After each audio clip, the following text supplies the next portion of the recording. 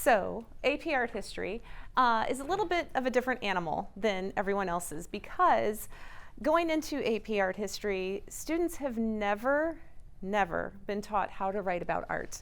They've written about stories they've read since first grade, they've written about social studies, they've written about science even, but they've never been taught how to write about art. So approaching an AP Art History essay is a little different.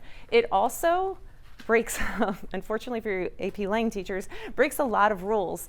They don't grade on spelling, they don't grade on grammar, so that's all thrown out the window. There is no introductory paragraph, there is no conclusion. You just answer the question. So the new AP curriculum focuses on these 4 aspects of a work of art. The form, which are the visual components, the function, why was it created, content, what it's about, and context, how does it fit into our time and its culture. So they need to be able to address all of these issues in an intelligent, insightful, concise manner, because you have 15 minutes to answer the question, or 30, depending. So let's look at, okay, first of all, look at this image. This is the same painting we saw this morning. Look at how different that is. So I want to use this as like a little public promotion of going on field trips. This is horrible compared to what we saw this morning. Remember the colors, the warm glow up here is muddy brown now. We can't see the brush strokes, you can't see the details. So field trips are so important for art history. You need to go and see the artwork and experience it firsthand. So one of the questions that they will always get is an attribution question, where they're given an unknown work of art from an artist they do know or a culture they do know, and then they have to connect the two. So this is a very straightforward question I wrote, but it's a good one to start with. I would use this as a review at the end of the year before the exam. So attribute this painting to the artist who painted it. Fully identify the painting by the same artist in the required course content. That is the stickler. As when I was reading this summer, and they were asked to identify a work of art that is associated with the required course content. There's 250 works of art in the AP curriculum. For instance, this is the one of Monet's paintings they chose for our curriculum. So if a student said Monet's water lilies, that is not correct. Even though it is by Monet, it is not part of our curriculum. So they need to focus on the course content.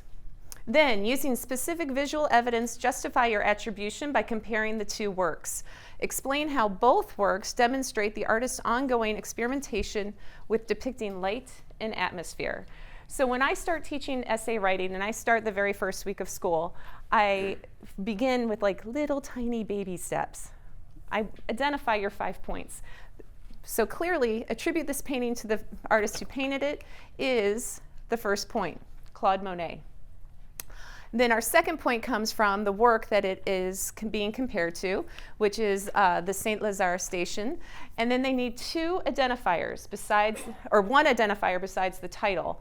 So in order to get that full point, they have to have the title and then 1 other thing. It can be the year, it can be oil on canvas, it could be Impressionism. Any of those would work. Then using specific visual evidence. So how do we know that this is by the same artist just looking at it? We can tell by the brush strokes, the color, the atmosphere. Both of them are addressing a city scene. And they're treating the city as a landscape, aren't they? Or he. Both of them, he's kind of over-glorifying what's really going on in the cities because, as we discussed this morning, pollution wasn't quite understood back in the day. And then explain how both works demonstrate the artist's ongoing experimentation with a depiction of light. And he does similar things in both. This is from earlier in his career, this one is from later, so we have a different focus going on here. Take a look at this handout on the second page. I have identified the main words that are used in essay questions for the AP Art History exam. Analyze, attribute, all of these. This is a handout that I have my students keep in the front of their notebook. So when we do start doing essays, they can refer to this to know exactly what they're doing. They don't get to use this the whole year, but in the beginning, they need to understand what exactly the question is and what they're supposed to do to answer it. Art vocabulary. It's hard. It's like geometry has rectangles and parallelograms and words I would never use in my real life. So does art. So with Monet, I'm talking about his color palette, his painterly brush strokes, things like that, things that don't come naturally to write about or don't come naturally to a person who isn't familiar with art. So you need to build up this vocabulary starting with global prehistory and their use of line, outlining the caves and the and then dissecting the questions. I'll set them apart in groups and have them in a group figure out what are the 5 points we're looking for, or in pairs, or then individually. And then, again, in your packet, I've given you some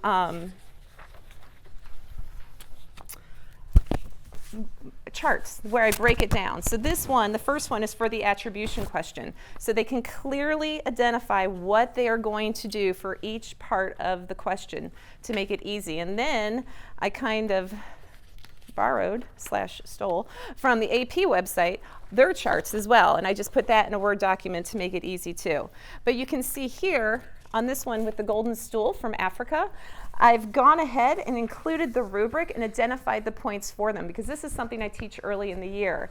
So if you turn to the next page with Giotto's Lamentation, that rubric's gone, but the space is there. So they can clearly identify the 5 points and figure out what they are writing about. Because when we were reading this summer, it's kind of scary how they're all over the map. I'm sure you all know. And then I included a 30-minute essay question as well, which has the 7 talking points.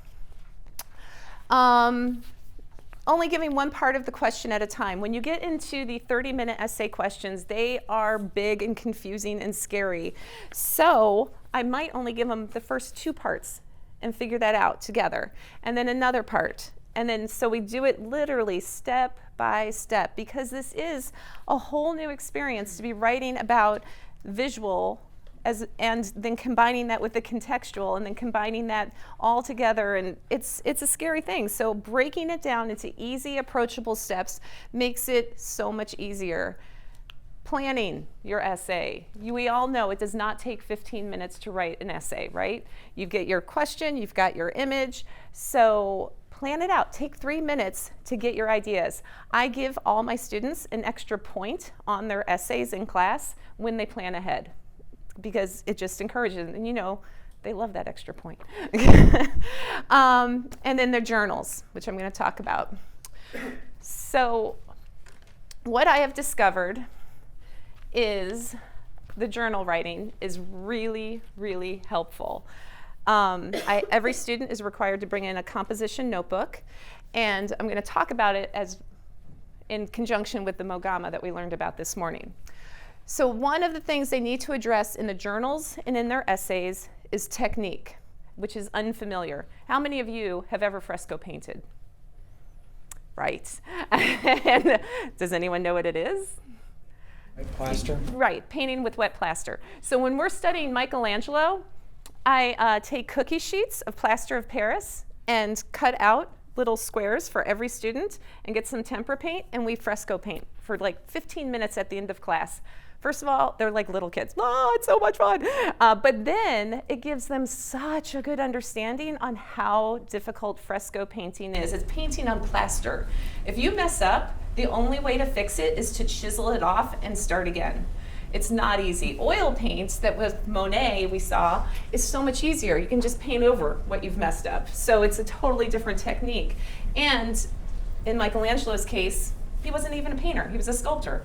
So it takes the understanding to a new level. I pass around primed and unprimed canvas. Anyone know what that means?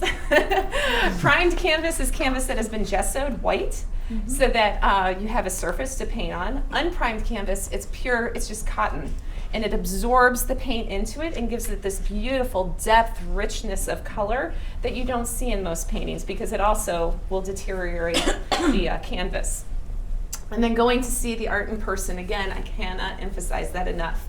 I'm sure the high is sick of me, but I bring over 100 students here every year and just kind of, well, I'll show you that next, or a little bit, run around the museum having a great time, and they are like little kids, so excited.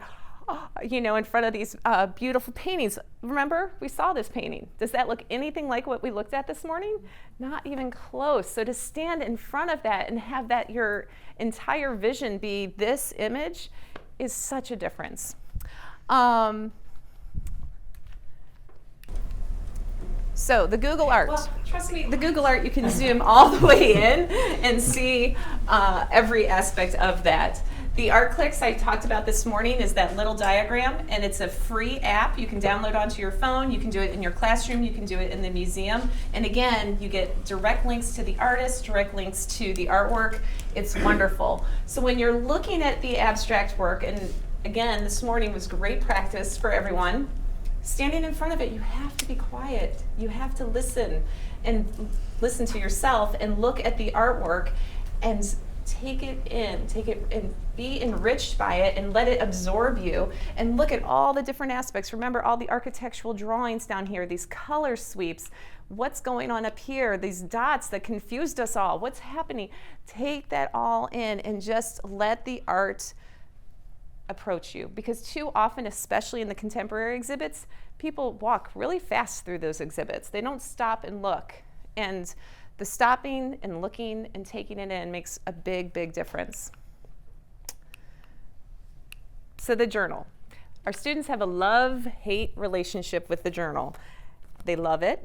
I survey them at the semester, at mid-year and at the end, and they love it as far as getting as a study guide. So what we do is, so here is one of their first journal entries. You can see this is Lamassu from Mesopotamia, and they answer the questions that's in your little packet I gave you. There's a journal rubric in there. And it starts with the identification at the top, then we have an image, and then there's 4 or 5 questions they have to answer. And what this is them putting the work of art in context.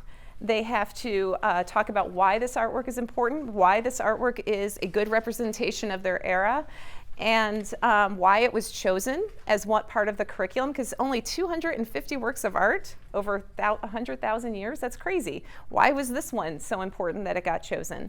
And then connecting it, because the new AP curriculum is all about connecting it to the world. And what other works of art could you connect this to?